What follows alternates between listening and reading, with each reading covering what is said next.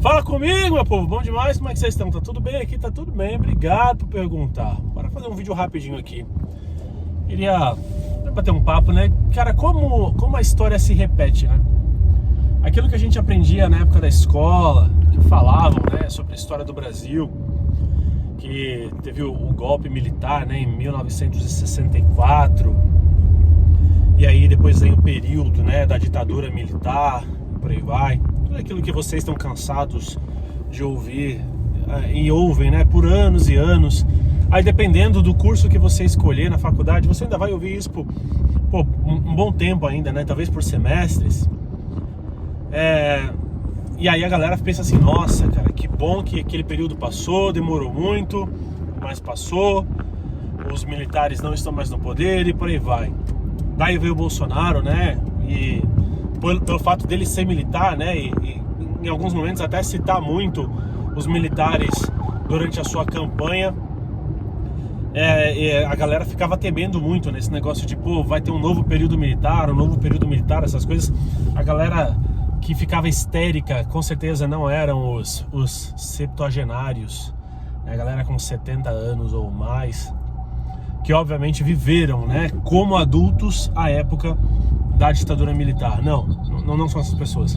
A galera que surtava, a galera que ficava maluca, é justamente o pessoal que ou não paga uma conta, né, ou é aquela galera que já vem com uma opinião super enviesada da época da escola e tal, essas coisas. Não tô aqui defendendo militares, tá? Também não tô defendendo período militar nenhum, não tô defendendo ditadura nem nada.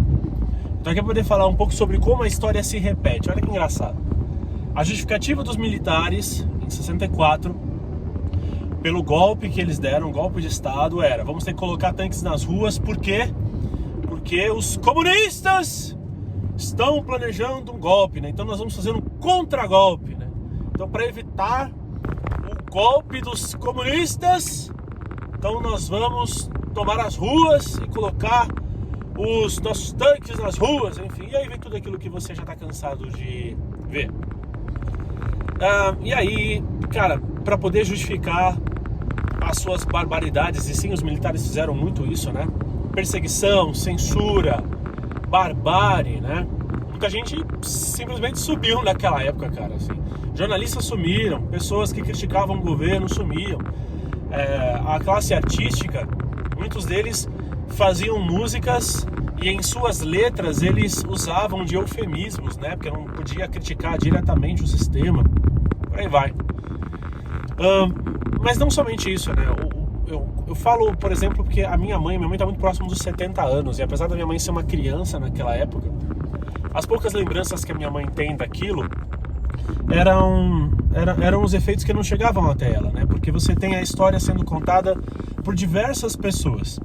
Óbvio, se você fizesse parte da galera que estava mais na linha de perseguição dos militares, claro que você vai contar a história por uma ótica mais catastrofista, né? Mais de perseguição e mortes, enfim, censura.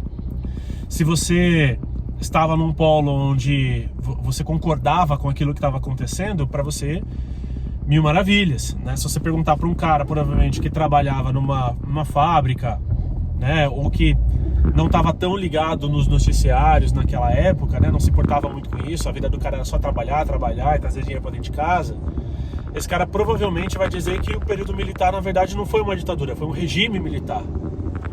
Ele vai utilizar de outras palavras para poder justificar que aquilo, na verdade, foi até que bom. Que era ruim só para quem era vagabundo, para quem não trabalhava e tal, essas coisas.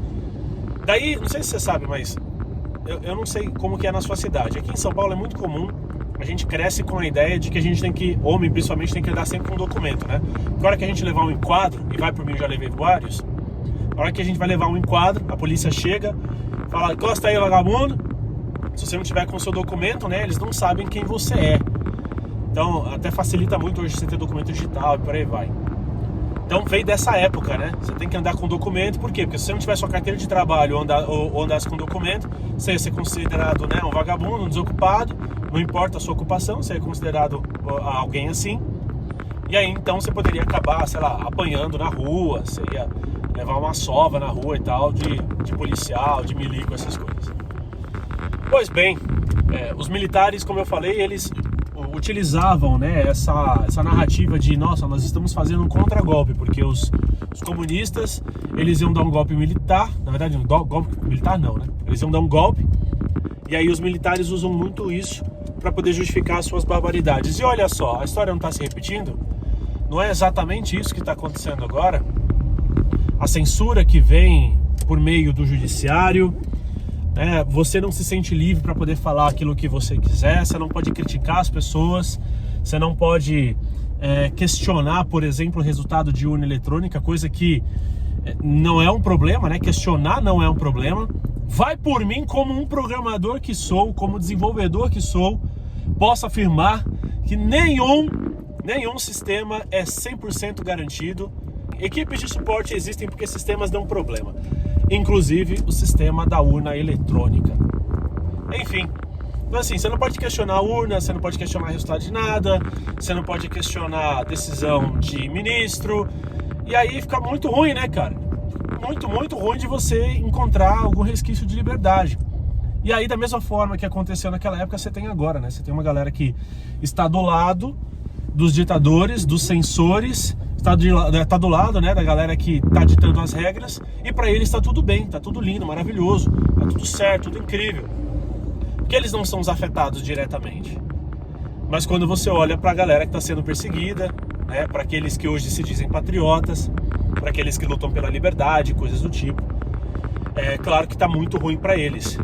E quem está ditando as regras agora utiliza da mesma narrativa que os militares utilizaram em 64, que é: nós estamos fazendo isso para poder prevenir ou para poder evitar um golpe vindo dos bolsonaristas. Não é exatamente isso, no final das contas, que estão fazendo? Estão fazendo uma articulação gigantesca, absurda e descabida, sem pé nem cabeça, para justificar as suas barbaridades. E é claro que vão condenar e prender o Bolsonaro. Claro que vai acontecer.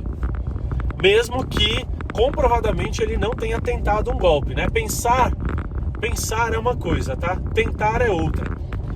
E se pensar for um problema, se tentar entender, questionar resultado de urna eletrônica for um problema, então, na época da Dilma, ela também conversou com o alto escalão do sistema para poder entender o que poderia ser feito. Então, na época da Dilma, não foi uma tentativa de golpe. Na época do Bolsonaro, é uma tentativa de golpe, né? Então, no final das contas, é quem? É quem tá controlando a narrativa, no final das contas, que dá as cartas, né? Porque Dilma fez a mesma coisa. Mas como Dilma não era milico, como Dilma não era turrona, né? Como o Bolsonaro é, como Dilma não estava na mira do sistema, logo, Dilma não tentou, nem pensou em dar um golpe militar, mas Bolsonaro tentou. Olha como é louco. Mesma coisa, mesma ideia. E aí o STF agora justifica todas as suas ações, né?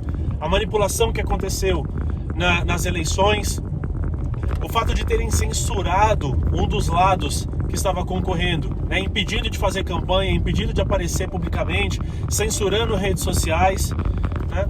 Em cima disso, a gente vai fazer o seguinte, ó, o resultado das urnas a gente nem contesta. No final das contas, né, bits e bytes. Vamos supor que de fato não tem nenhum problema.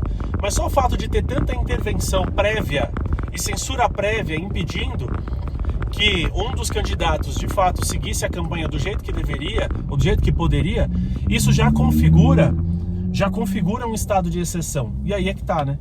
O estado de exceção que aconteceu na época da ditadura militar, a gente também está vivendo agora, que é: você não pode falar tudo que pode, ou tudo que quer, na verdade.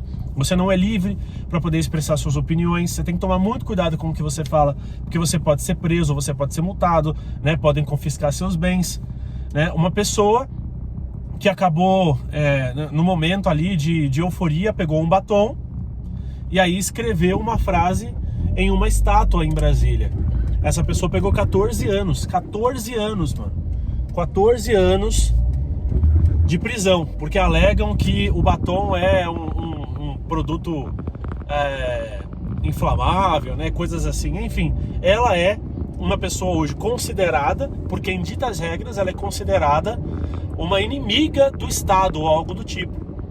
Mas todo dia a gente vê notícias de traficantes, de criminosos, né? Pessoas que cometeram crimes bárbaros, hediondos. Essas pessoas, elas estão livres. Quando a gente olha para os julgamentos, né, do Mensalão, do Petrolão, essa galera tá toda solta, cara. Cometeram crimes reais, crimes de verdade, ao invés de simplesmente expressar a sua opinião numa estátua com um batom. E essa galera tá toda solta. Então a gente vive um estado de exceção, onde quem define como as coisas vão acontecer, define o que é democracia ou não, quando quem define o que é certo ou não certo, já não é mais a Constituição. São pessoas. Assim como os militares fizeram, rasgaram a Constituição e tomaram o poder para que poucas pessoas definissem o que poderia acontecer. Da mesma forma a gente tem hoje poucas pessoas rasgando a Constituição e justificando numa pseudo tentativa de golpe todas as suas barbáries, tudo aquilo que eles fazem para poder censurar, calar a boca completamente de pessoas que pensam de forma contrária. É isso. Isso foi o que se tornou esta balbúrdia, essa pocilga, né? Esse grande puteiro que virou o nosso país. Parabéns aí aos envolvidos. Fiquem com Deus. Até a próxima.